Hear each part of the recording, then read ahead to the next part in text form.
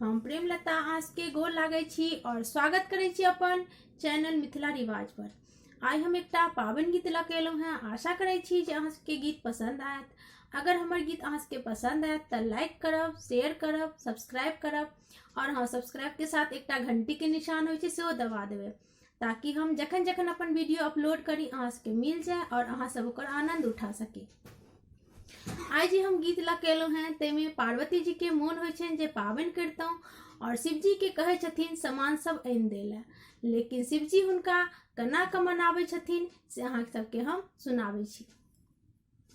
मोन छल आहे शिवा पाबनि पूजितहुँ, मोन छल आहे शिवा पाबनि पूजितहुँ, आनी दिया सारी बेसा ही गे माई, आनी दिया सारी बेसा ही गे माई, एही रे कैलाश पर का परियो ने बासै, एही रे कैलाश पर का परियो ने बासै, मृग छल के सारी बना उहे गौरी, मृग छल के सारी बना उहे गौरी, मोन छल आहे शिव पाबनि पूजितहुँ, मोन छल आहे शिव पाबनि पूजितहुँ, आनी दिया लाठी बेसा ही गे माई, आनी दिया लाठी बेसा ही गे माई, एही रे कैलाश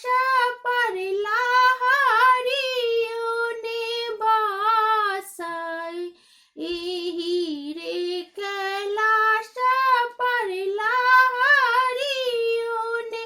बासै, सर्प के लाठी बना उहे गौरी, सर्प के लाठी बना उहे गौरी, मोन छल आहे शिव पाबनि पूजितहुँ, मोन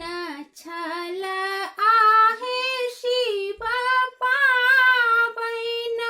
पूजितहुँ, आनी दिया सिन्दूर बेसा ही गे माई, आनी दिया सिन्दूर बेसा ही गे माई, एही रे कैलाश पर सिन्दूरहारो ने बासै, एही रे कैलाश पर सिन्दूरहारो ने बासै, भस्म के सिन्दूर बना उहे गौरी, भस्म के सिन्दूर बना उहे गौरी, मोन छल आहे शिव पाबनि पूजितहुँ, मोन छल आहे शिव पाबनि पूजितहुँ, आनी दिया पान बेसा ही गे माई, आनी दिया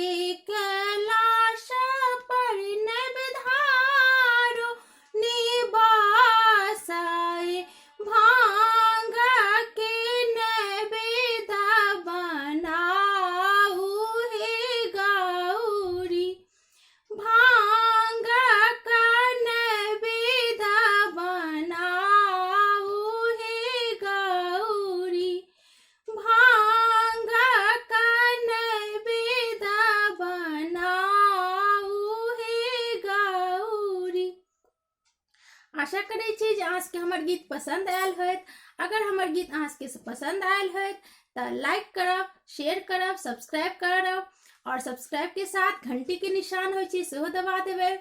धन्यवाद।